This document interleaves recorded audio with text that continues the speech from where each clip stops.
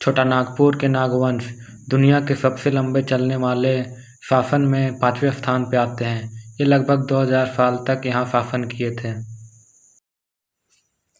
जोहार, इस वीडियो में आप सभी का स्वागत है। मैं आज आया हूँ रातू महाराजागढ़ और इस वीडियो के माध्यम से आज हम महल के अंदर घूमेंगे और कुछ इससे रिलेटेड हिस्ट्री को जानेंगे। ये है मेन गेट और इसमें देख सकते हैं नागवंश का प्रतीक चिन्ह बनाया गया है। गेट के अंदर जाते ही महल के बड़े बड़े खिड़की, दरवाजे और लाल और सफ़ेद रंग के दीवार देखने को मिलता है और बीच में एक कुआं है जिसका उपयोग आज भी किया जाता है। यहाँ भैंसे, जिसे हम लोग काढ़ा बोलते हैं, और बकरे का बलि दिया जाता है और ऐसे मान्यता है कि जो बलि दिए गए खून को लगाने से सभी रोग दुख भाग जाते हैं। इस महल का निर्माण 1901 ईस्वी में महाराजा प्रताप उदयनाथ शाहदेव द्वारा किया गया था, जो कि 22 एकड़ में फैला हुआ है और इस महल में टोटल 103 कमरे बनाए गए हैं, जो कि चारों ओर से बड़े बड़े दीवारों से घिरे हुए हैं। महल के बाहर एक खूबसूरत सा गार्डन बनाया गया है और बगल में एक छोटा सा जगह है जिसमें कुछ चिड़िया, खरगोश, हंस रखे गए हैं और झरना बनाए गए हैं। इस महल में अभी भी राज परिवार और यहाँ पे काम करने वाले लोग रहते हैं और यहाँ पे खेती भी की जाती है और यहाँ पे अलग अलग प्रकार के रंग बिरंगे फूल, पेड़ पौधे मौजूद हैं।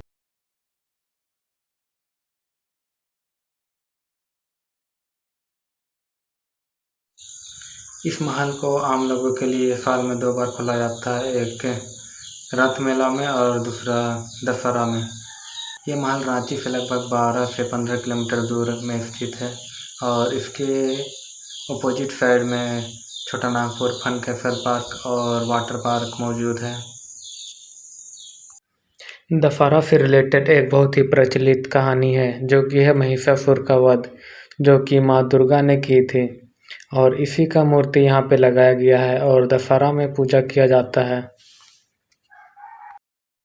चलिए अब महल के अंदर जाके देखते हैं अंदर कैसा है। यहाँ पे वाइट कलर किया गया है और ऊपर में कुछ ऐसा है, ऊपर भी वाइट कलर है और यहाँ पे लोगों की भीड़ लगी हुई है अंदर देखने के लिए। चलिए अब आगे चलते हैं। यहाँ पे रोशनी आने के लिए बड़ा सा खिड़की बनाया गया है।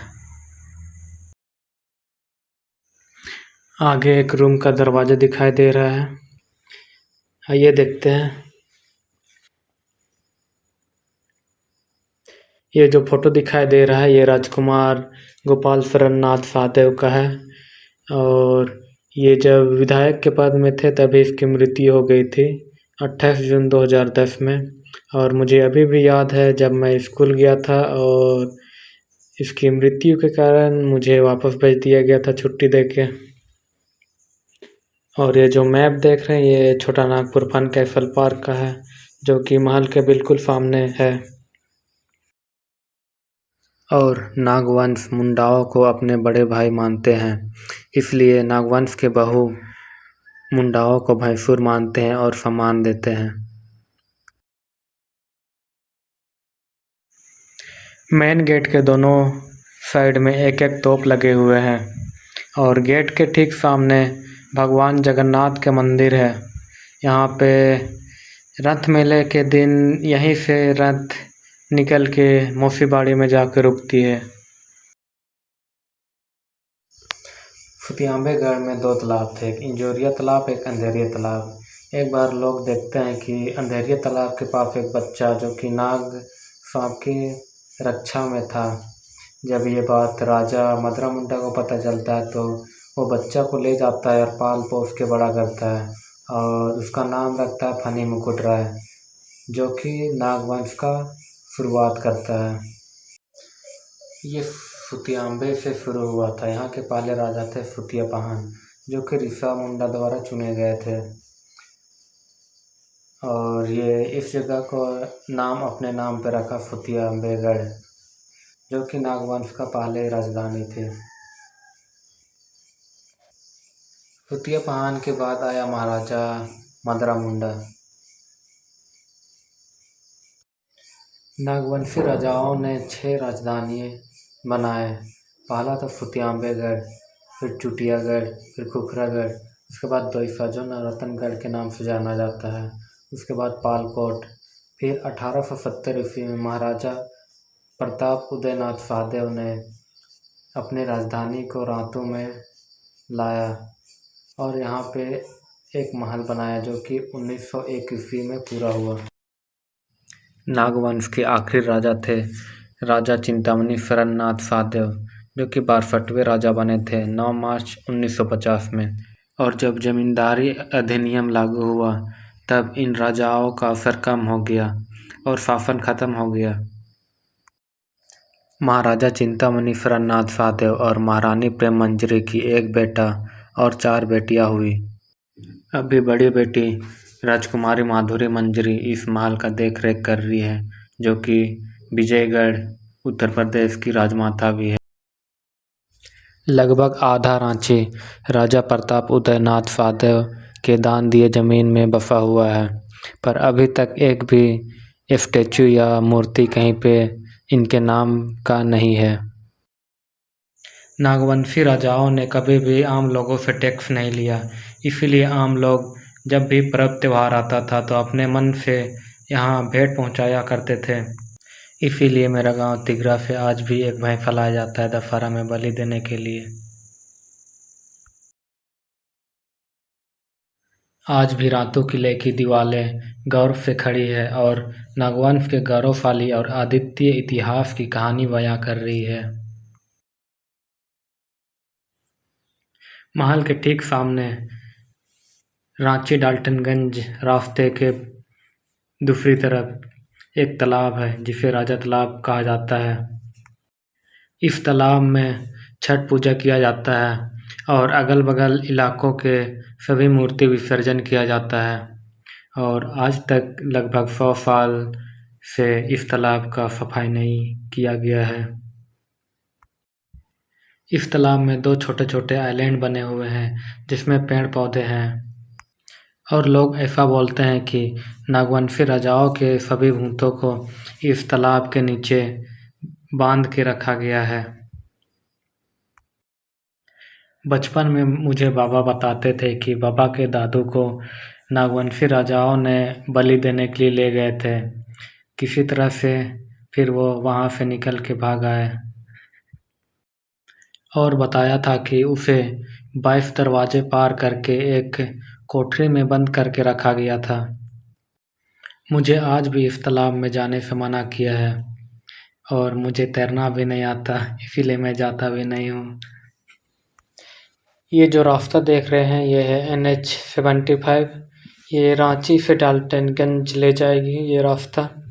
और जो आगे बिल्डिंग दिख रही है ये है बैंक ऑफ इंडिया की बिल्डिंग और उसके आगे है FNL बेयरिंग इंडस्ट्रीज, जहाँ बेयरिंग बनाया जाता है।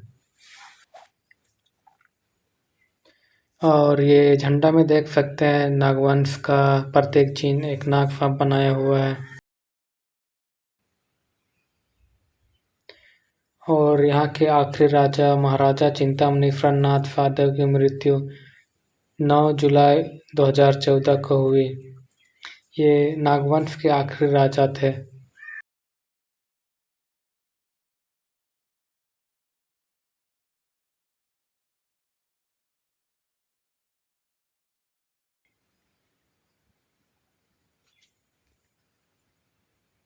ये रूम सब में जो बलि देने के लिए भैंसे बकरे लाए गए थे उसको रखा गया था और ये ढाक नगाड़े जो बजाया जाता है रस्म के समय उसे रखा गया है और ये लोग यहाँ पे रहते हैं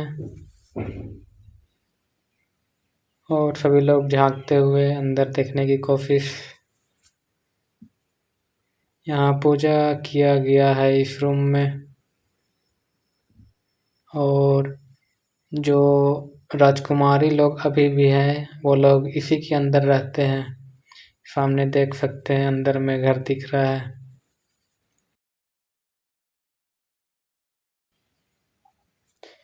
और ये है महल के पीछे साइड का नज़ारा। इधर थोड़ा खेती बाड़ी की जा रही थी होगी, अभी थोड़ा झाड़ झूड़ हो गया है घास सब बढ़ गया है।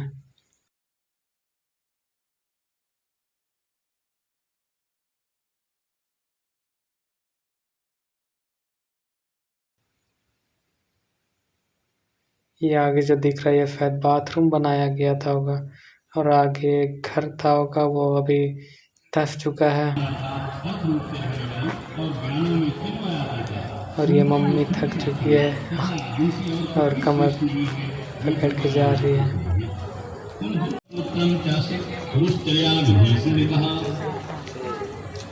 इस अथर्वशीर्ष का जो अध्ययन करता है। और ये है जगन्नाथ मंदिर के सामने का व्यू। और इतना दूर आ गए हैं तो मेला भी थोड़ा देख लीजिए क्या क्या आया है इस मेले में।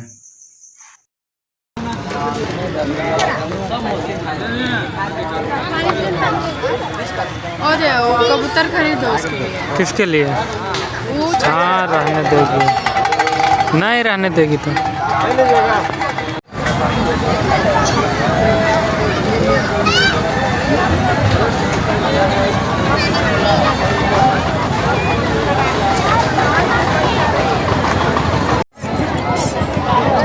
है गोवा 5 गुना वही हुआ है, और एक ले लो ना, 10 तो कर दो।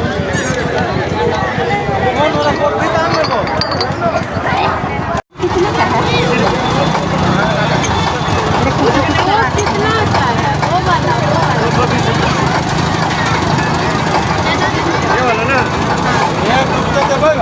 रक्षा करें।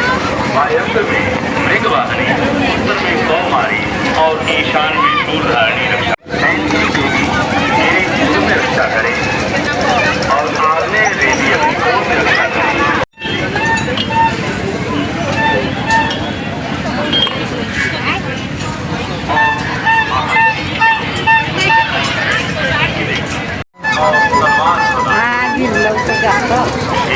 कैसे गिरता हूँ? दिल्ली जाके 1 लाख नीचे रख 50 नहीं ले भाई।